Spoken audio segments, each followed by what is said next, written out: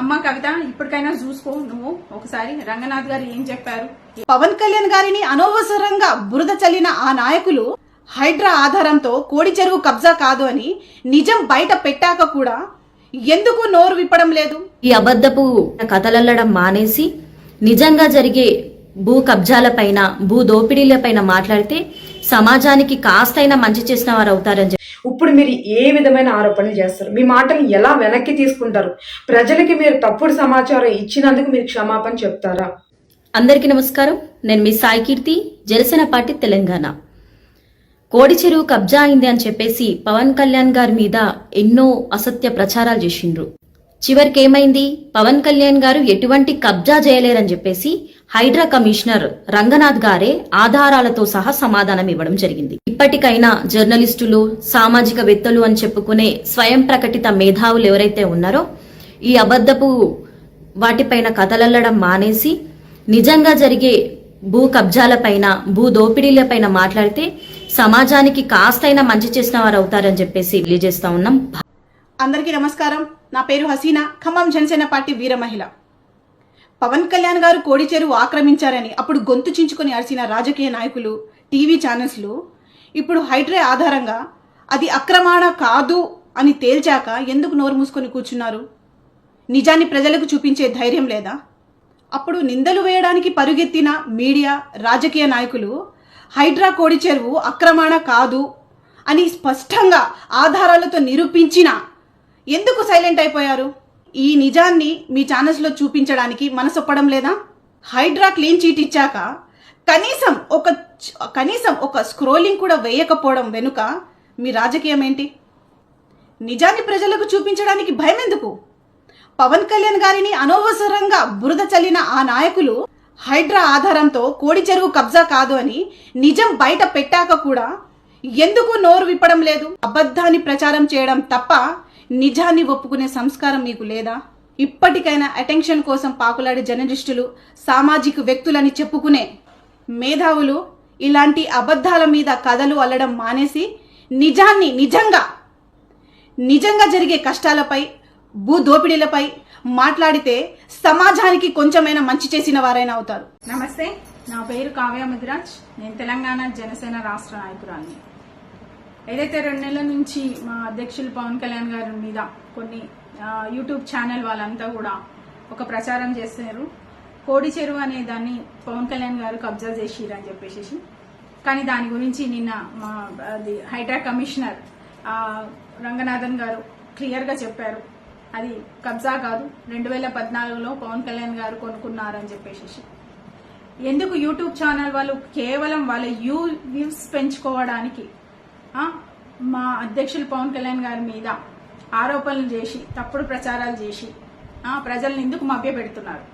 ప్రజలందరికీ తెలుసు. పవన్ కళ్యాణ్ గారి గురించి తెలియదా ఏంటి?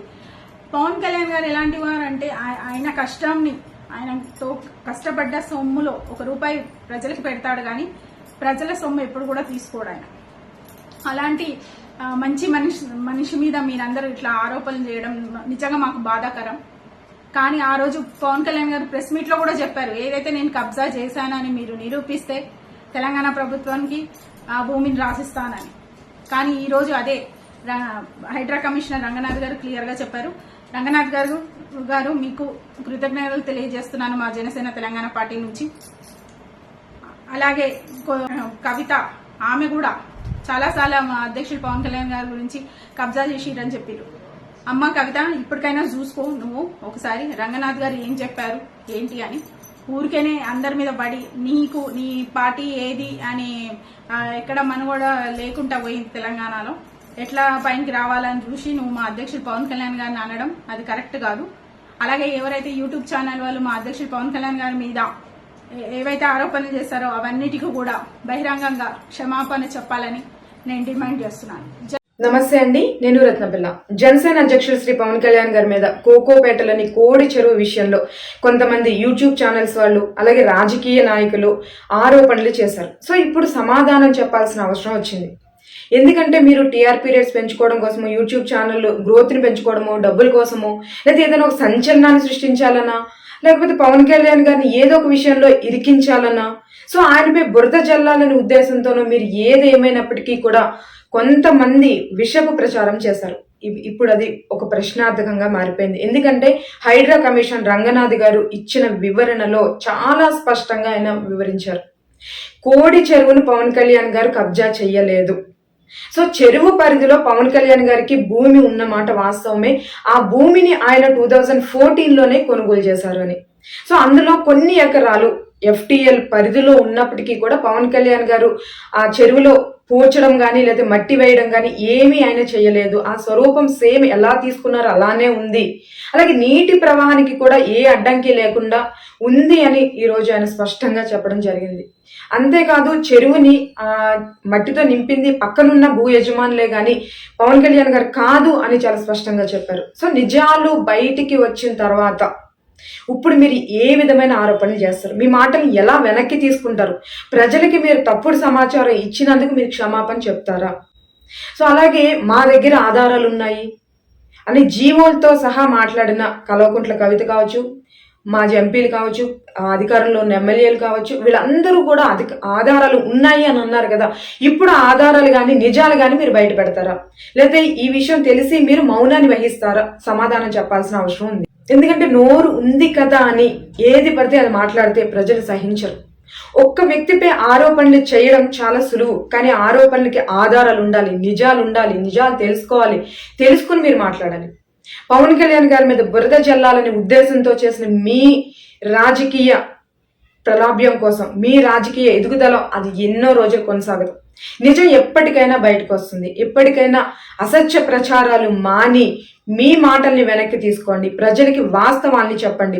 పవన్ కళ్యాణ్ గారిని రాజకీయంగా ఎదుర్కోవాలి అనుకుంటే ప్రజా సమస్యల మీద మీరు మాట్లాడండి, విధానాల మీద మాట్లాడండి, పాలసీల మీద మాట్లాడండి, అలాగే దాని మీద విమర్శ చేయండి ఏదైనా ఉంటే.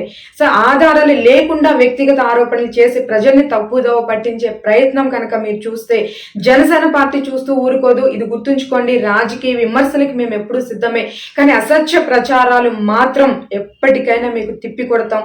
నిజాలతో మేము బయటికి వస్తాం. జై జనసేన, జై తెలంగాణ, జై హింద్. జై జనసేన, జై తెలంగాణ, జై హింద్.